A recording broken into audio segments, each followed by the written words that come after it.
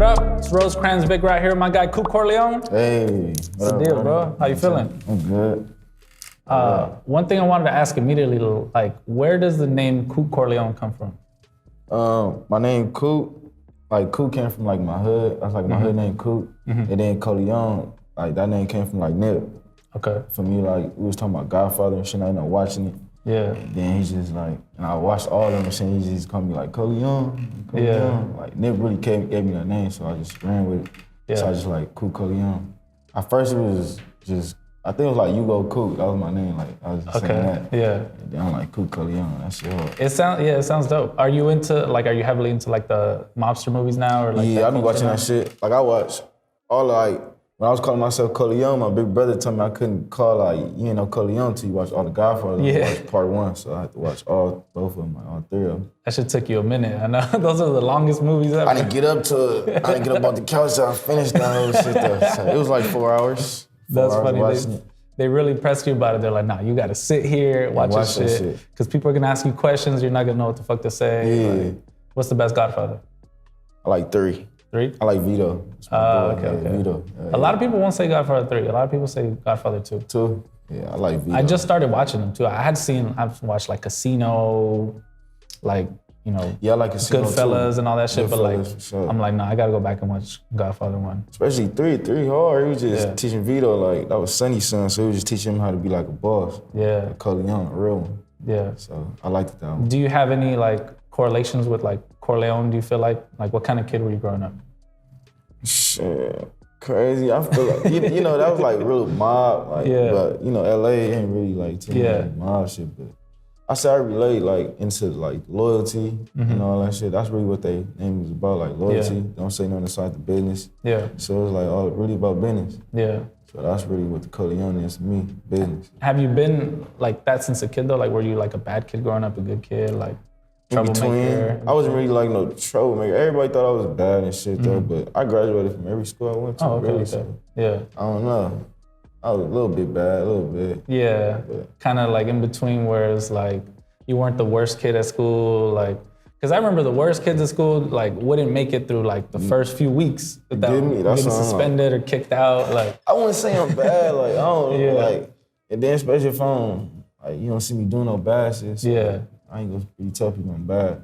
Yeah, that's for them to find out really. I'm chilling. And where did you grow up? In Westmont. Westmont. Yeah, at my auntie house. Like I was really like everywhere, like a lot of houses with my mom and shit. But I come out of Westmont. Okay. Over there. What was it like growing up there for you?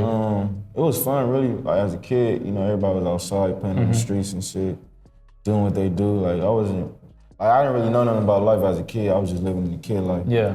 So parties and stuff, little jumpers. It was cool. Like, I had a fun kid life. And when you grow up in a place like Westmont, I feel like a lot of people might not even know what that is because it's a really small little like district. A lot of people know, I'd be like, Southwest College over there. They'd be like, oh yeah. And is it like a thing where when you grow up in a city like that, like you don't really leave it too often? Like since you know, like, okay, I just go here, go there, you feel like safe in this little like box? I feel safe, especially like in the hood. Yeah. But as a teen, like before like I even started like gangbanging, I used to party. Yeah. So I used to go everywhere, different hoods, but I didn't really know, but I was just partying. So that kind of like broke me outside there, so I kind of know like, all right. But even when I got there, I used to be in the hood all the time, like, damn, I want to go to a party. You know what I'm saying? Like, leave the block, I used to be in the hood all day, sun up to sundown. Yeah. Every day, because that's just how it's supposed to be when you first start off. Yeah. So. At what age did you really like start getting in the streets? Well, I was partying at the age of like 15. Okay. I started gaming probably like 15, 16. Yeah. Like the end, like a little bit, 15 turning 16. So that's when I started. I was really partying for like 2 years or a year. When I got in that life, it wasn't really too much partying. It was like certain parties I couldn't go to. Yeah, now it was politics involved. You can't go over here. You might not make it back, you go there. Yeah. Just like that. Yeah. And I was like known, popular. Yeah. Yeah. So. What do you feel like you were popular for? Like what was? I was from a little partying group called Top Notch. Okay. So we used to like do music too. Like we used to do music and just party. And we used to have like a lot of people from our little party group. And all the females used to love us and shit. We used to pull up, just turn the party up. used to go everywhere. Yeah. So that shit was fun too. So is the age you started gangbanging around the same time you started making music, or when did you? Well, I was making music with the party, but it wasn't. We was just doing it for the fun. For the fun, like, yeah. You know, if we'd have been serious though, we'd have been out of here. But I started doing music. Like I was doing music right there, but I was really playing with the music. So I just started really taking it as a business. Like last year. Last year, yeah. I feel like that. That's when I started to hear your name a lot. Yeah, like last year was like, that's when I'm like, yeah, this is business. Yeah. Like, but before that, it was just, like before that, I used to be in the studio with Bino and Nip. So I used to watch them. I was watching them for like a whole year. Soaking up just game. Watching them, man, even making no music. Just watching them, just, all right. Then I just started dropping singles. How did you meet Nip? With Bino was, when did I meet Nip? I met him at the Roosevelt. Oh shit. He was, this is like a little bit before Victory Light was dropping, so he just got done with his album, so we would listen to his album and shit. That shit take like the whole day. Like, I didn't even understand some shit I didn't even understand. Like, what he talking about? But I met him at the Roosevelt, but after that, it was like cool, like I don't know, like we clicked. Like when we talk, we just have a like cool conversation. He relate where I come from, where he come from, it's similar, so. Yeah. And we just vibe. And did you grow up with Bino? Or how did you meet him? Nah, I didn't really grow up with Bino. Bino at our section. So I met Bino probably like in I could say the end of 2015, beginning of 2016. Okay. And then once me and him used to be in the studio, I wasn't even rapping or nothing. Nobody even know I could do music. I just be up in there like dancing, like they know I dance. So Bino used to make a hit and shit. I used to like start dancing and shit. That's how they know, like, oh yeah, this is a hit. Like, he getting on. I'm like the youth. You know what I'm saying? So. When Bino, when me and him started talking, we never used to talk, but we just relate through the music. But me and him started talking, we click like brothers. Talking like brothers, for real. Yeah. So. What would you say is like a biggest like piece of advice or lesson you've learned from Nip? Never give up.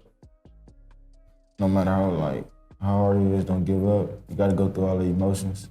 You got to. Everybody gonna see the bigger picture. Like you said, politics, people be hating. You gotta stay down and let people know that like, this is what it is. Yeah. If you don't like it, this is still what it is. So basically like that, just stay down, don't quit. Yeah. So that's what I'm really doing. Where were you and like how did you hear the news like March 31st, 2019? You said where? Well, like where were you March 31st when you heard the news about? Oh, Nip, yeah. When Nip passed, I seen him. Like I was with him. Like I had put up to the, I was with my boy, we had put up to like the marathon store. He was about to go buy some clothes, some t-shirts and shit, I don't know. But I just got my tattoos in the back of my head too. So boom, I seen Nip outside, I'm like, oh shit, bounce out. I'm like, what up, big bro? Said what up to him, he see my tattoos and shit. Like, yeah, you extra out? I'm like, hell yeah. I'm like, I'm finna get up out of here. Yeah. Like, all right. So when I left, and then I dropped him off, like, as soon as I was going to, because I was going back to the valley. So I live out there, so I was about to go, like, as soon as I hopped on the freeway, I got a call. Somebody told me what happened to him. I'm like, hell no, I was just with him. Like, I seen him at the marathon store, that nigga straight. Wow. Like, nah, that's where he happened at. I'm like, never, like nah, for real. So I didn't even get on the freeway, I just went back right there. I'm like, damn. But I just talked to him in like minutes. Wow. So it was like, that shit was crazy. That shit really crazy to me. Yeah, that's crazy. I be thinking about that shit, like, damn, what if I had stayed about like 2 minutes? Like, would I be right? Like, nothing we could really change, man, unfortunately, you know? Yeah. But that shit crazy. So you started to, you said like last year you started really making music. Taking it really serious, like a business. Cause I was still trying to find my sound. Yeah. Pretty much. What do you feel like, what song kind of maybe like motivated you to be like, okay, I could take it serious now, I fuck with this song? What song did I drop for? Black Mercedes. Yeah. Like I did Black Mercedes like while my boy was making a beat. My boy Mook, he was making a beat. And while he making a beat, I just be rapping. Like, I'm like riding around town in the Black Mercedes. Like he just keep like riding around town in the Black Mercedes. And then I just be like, I freestyled it. And then I put it on Instagram. Like I wrote a little bit and I put it on Instagram, just going crazy on Instagram. I didn't even drop the song yet. Yeah. So I'm like, oh, that's what they want. Like Black Mercedes. Yeah. Black Mercedes, then I dropped 2 other singles. That went crazy. Yeah. What was the inspiration behind Black Mercedes? Nip, for sure. Because like the Black Benz, that was the last car I smoked with him with. Like, he had a GLE 63. That was the last car I smoked with him in. I knew he liked that car. Yeah. So he always liked the Benz, like always. He ran around town. That was his thing, yeah. That was his thing, all Mercedes. So I'm like, yeah, this is big bro right here. That's dope. Like, this it. And that's the reason why I got a Benz. Because that was the last car I smoked with him, man. That's fire. Yeah. One song I personally liked a lot that dropped last summer was Vibe You Out. I feel like that shit was like going my up. shit too. Yeah, I feel like that shit was going up. That's like my shit too. Yeah. Especially for the females, like. Even like there was like a short period of time in LA where like we opened it up ourselves damn near, and that song was going up.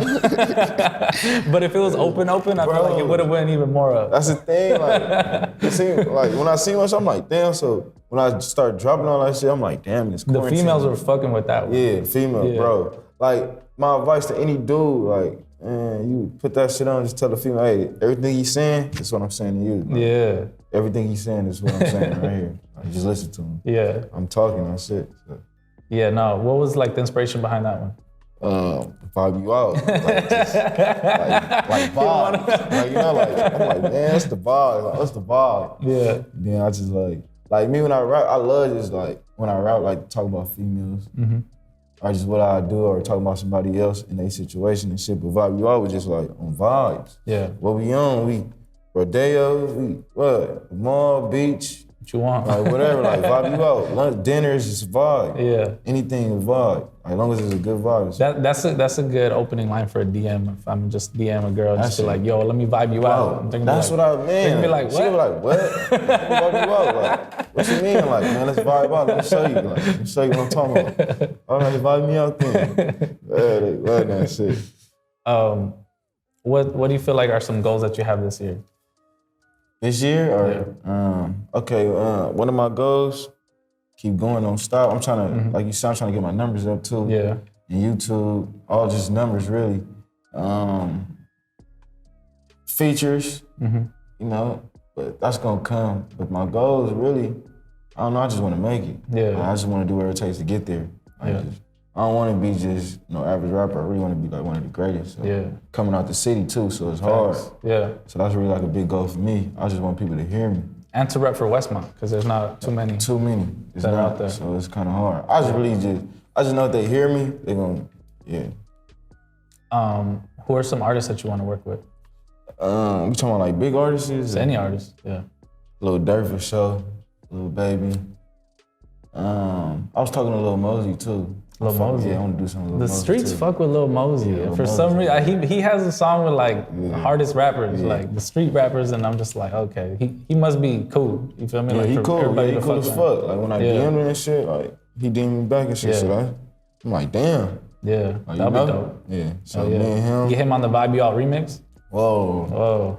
I ain't gonna lie, that shit be hard. Who else I got? Okay, I got Lil Durk, Lil Baby. Okay, we got Lil Mosey. Yeah. Who else be hard to be listening to?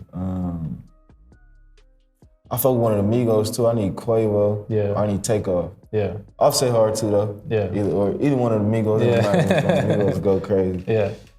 But that's not too many though. Yeah. But, who else is going up? I fuck with Pooh Shiesty. Pooh Shiesty going crazy. Pooh Shiesty go crazy. Like, I like the youth, man. Like, around my age group and all that shit, I want to go crazy with them. Yeah. Or if you talking about ghosts, for sure, Drake. I need that Drake feature, bro. Like, that's mandatory, Drake. That doesn't seem impossible anymore, because he be tapping in with people. He be tapping in. That's why you gotta respect Drake. Like, he ain't acting cocky, he ain't bougie. If he can give a handout and he fuck with your music over there, fuck with you, he seem like he'll do something for you. Yeah. I fuck with that. So I seen that you've been releasing very consistently on your YouTube. Yeah. And I saw that you dropped some vlogs. Like, why do you feel like it's important to have vlogs and let people into like your world? Because like me, when I be talking, like a lot of people be saying I'm funny. Sometimes I don't see it. Yeah. But when I be watching my vlogs, I see it. Yeah. And then I feel like if people don't fuck with my music, they might fuck with me as a person. Personality. See how I am. Like, all right, maybe me, but I fuck with them. Like, and I just want to see him, show him how I be, like on a regular daily basis. Yeah. I ain't gonna show too much, like, but I just want to show him how I am, what I do, from here to here, you know? Yeah. How I be in the studio, how I be with my friends, how I holler at females. Yeah. I want them to see it. Oh yeah. Cause that shit, it's just something to watch. I'm cracking myself up sometimes. Yeah. So that's really why I do vlogs. Yeah. Like, so they just see what's going on. Cause I know people get bored of music and they get bored of movies. Sometimes you gotta give them all different types of content, like in today's world. You know what I mean? Go shopping with me or something. Like, yeah. All type of shit. So I still gotta keep that going. I think I did like 2 or 3 vlogs. So yeah. I owe the people more. Keep them going for sure. Yeah. Anything else you want to tell people before we get out of here? You know, stay tuned. Cause I'm gonna be one of the hottest. If I was to give myself a time period, bro, this year, I'm up now. Yeah. So, fuck with me, I ain't gonna lie. Yeah. That's pretty much. Coot Corleone, the hottest. Coot Corleone, Rosecrans Vic, we out.